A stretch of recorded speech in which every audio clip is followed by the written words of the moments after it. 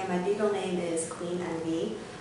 I was born and raised in Boston, but I currently live in New York City for school. I was born in March 12th, 1983. And my crews are Supreme Beings and, of course, my first crew, Florox crew. I started breaking in Boston for about 2 years, and for the rest of the remaining time I've been in New York City. So I guess I feel more close to the New York City scene, but Boston is still near and dear to my heart. Well, the initial attraction for me in breaking was, of course, the challenges physically. I just thought it looked really cool. My dance background before that was Chinese traditional dance and cheerleading, so I liked the dance aspect, of course. But what made me become a full-time B-girl was basically the creativity part, where I get to come up with my own moves and feed off the music, and a big part of it was also the social aspect. I got to meet so many great people that I normally would not have ever been able to meet. So I think that's really what kept me going to pursue breaking. Relationship with family and friends? Well, in terms of my family, my parents weren't that happy when I started breaking, mainly because they were just worried that I would injure myself. And then another issue was that they were kind of worried that I was going to neighborhoods with questionable crime rates. Which is understandable. They're my parents and they care about me.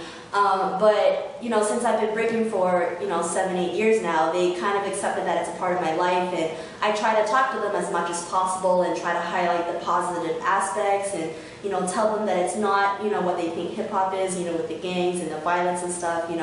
We're all dancers and we try to take care of our bodies. We're not going to take drugs. I just have to keep telling my mom that.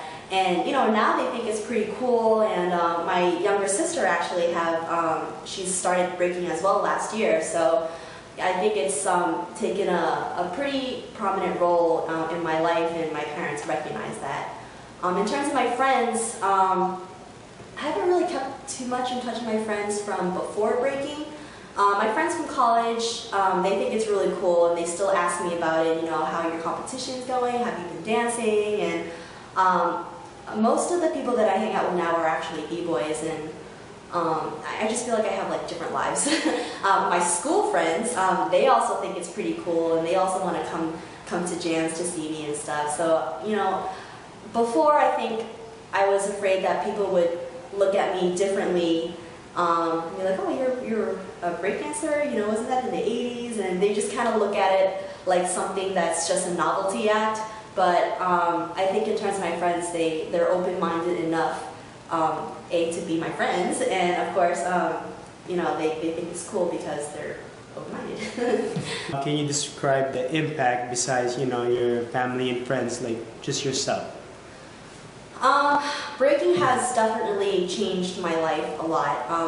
Like I mentioned before, I've gone to places and I've met people that I would have never imagined to meet, and from them, I've learned so many things about life, what's out there, and I don't feel as sheltered anymore growing up upper middle class, in the Chinese community. I got to meet people from so many different cultures, so many different walks of life, and that's definitely broadened my horizons a lot. So that's one huge aspect. Another aspect is, I guess, being a B-girl in a male-dominated dance. I basically learned to have a lot more self-confidence because you can't be scared to just go out there because everyone's a guy and they're gonna look at you because you're a girl. You just have to have that confidence and do what you love to do, and that's taught me a lot in terms of just not caring what other people think. And I think that's a very important quality to have. Just go for what you want and just do what you want. Stuff that you had to overcome. Let's see. Well, the biggest challenge for me is balancing school and breaking, obviously, and it's really tough because part of me wants to be like the best B-girl out there ever, but then I have to go to work all the time, and I have to finish up my PhD. And then, I'm at lab and I'm like running these experiments. I'm like, I want to go to practice, and I'm just like trying to rush things, and it's really difficult. I really don't think that I can have my cake and eat it too. So you just have to kind of learn to compromise. In terms of being a B-girl specifically, I think all girls deal with this. Our bodies are just different from guys, obviously. And, we don't build muscle as much, and we have a lower center of gravity, yada, yada, yada. So, it's just really frustrating, and, you see this 16-year-old B-boy at practice, and he's like, oh, this is my first time trying a windmill, and he just gets it, and it's like, oh my God, So, that's frustrating as well. Another thing that comes with being a girl is, this has actually happened to me once only, and I normally don't encounter this, but I was at a jam one time, and I was looking for a team to enter with, and this random guy was like, hey, we're looking for a fourth or whatever, you want to join? I'm like, okay, sure. So he brings me to like the leader or whatever, and he takes one look at me, and he's like, no, we're good. And I'm like, what? I really think it's because I was a girl.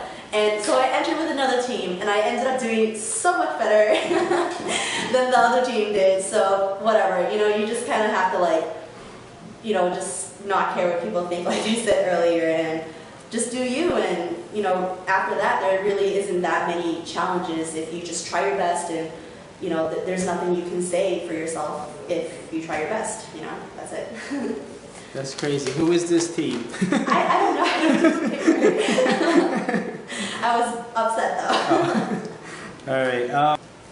What do you think of the people who only view B-girling as a hobby? I really don't have a problem with that. I think as long as they don't fake the funk, it's fine with me. Because when they do try to front, it's kind of insulting for those of us who actually take it seriously, as in, we train, we try to create, we try to better ourselves. But I do know people who just break for fun, and that's totally fine as long as they're respected as a culture, as an art form. If they want to just break for exercise or break for social reasons, then that's great. I mean, my crew, Florox, they were into the scene when they were younger, but now that they're all older, they're working and everything. Some of them, have long-term girlfriends, which I guess plays a part in B-boys not being so much into breaking anymore. It's fine, like they still get together once in a while, just to break, or, they use it to stay in shape, and it's totally fine, like as long as they respect the culture, it's totally cool. All right. Where do you see breaking 10 years from now? Well, I see it on the track of becoming a more established dance form.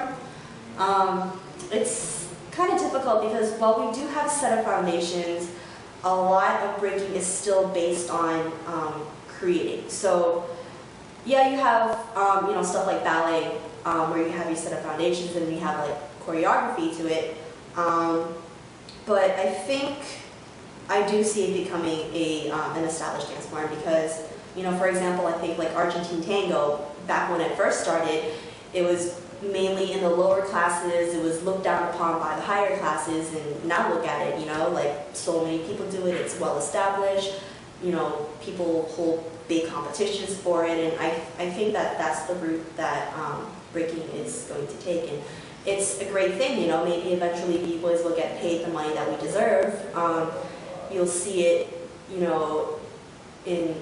in schools, and people won't look at it as a street dance per se, where, of course you're always going to have hitters and you're going to have our underground jams and stuff, but I think that it'll be more widespread in the community. I tell myself that I'm not getting any younger. And when I graduate, I'm going to be working so much that I won't have time to break anymore. So that's why I try to push myself now, so I can get as much out of it, so I can train, compete, travel, And that way I can look back and not have any regrets after spending so much time on it. And then, when I get even older than I already am, I'll dedicate my time to, just breaking for fun, for exercise, and then, maybe just passing the knowledge down to the younger generation whenever I can. But now is the time for me to train and to get nasty. The most important thing do you think people should know about you? Okay, so I always hear that I'm kind of bitchy and mean and cold. So I like to say that I'm really not. I'm just really bad at recognizing faces. So if you come up to me at a jam and you say hi to me and I pull a blank face, it's not because I'm embarrassed to talk to you. It's because I probably forgot where I met you because I meet so many people and stuff, and I just want to say to everyone, please don't take offense. Just remind me who you are, and I'll be like, oh yeah, oh my God, I'm so sorry. So I'm just letting you know. What advice can you give to the people starting in the community? I think the best advice is just to keep going, because breaking is really difficult. It's one of the most difficult things that I've had to do. And I've dabbled in a lot of little hobbies and things. So you're going to get hurt. You're going to have your wrists in pain, your knees in pain, your groin in pain, everything in pain. Just know the limits of your body, but keep training. So that's the physical aspect, and now you have the emotional aspect where you're going to lose battles, people are going to talk trash to you, they're going to tell you that you suck, and so just keep going at it, and remember that for everyone was a beginner at one point. They were where you were, regardless of how dope or famous they are, and dope and famous does not necessarily go together, just so you know. But I mean, everyone started at some point, so just don't be scared. Don't be scared to ask questions, and just keep at it. And that's pretty much it. Things do you consider we should do to improve the community?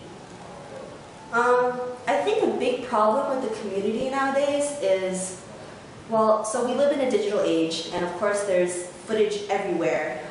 There's YouTube, as a main hub for videos, and it's great because you get to see dancers from all around the world that you normally wouldn't get to see in person. But at the same time, I feel like a lot of younger dancers, they have their own idols, people that they look up to, and in a sense they kind of want to look like them.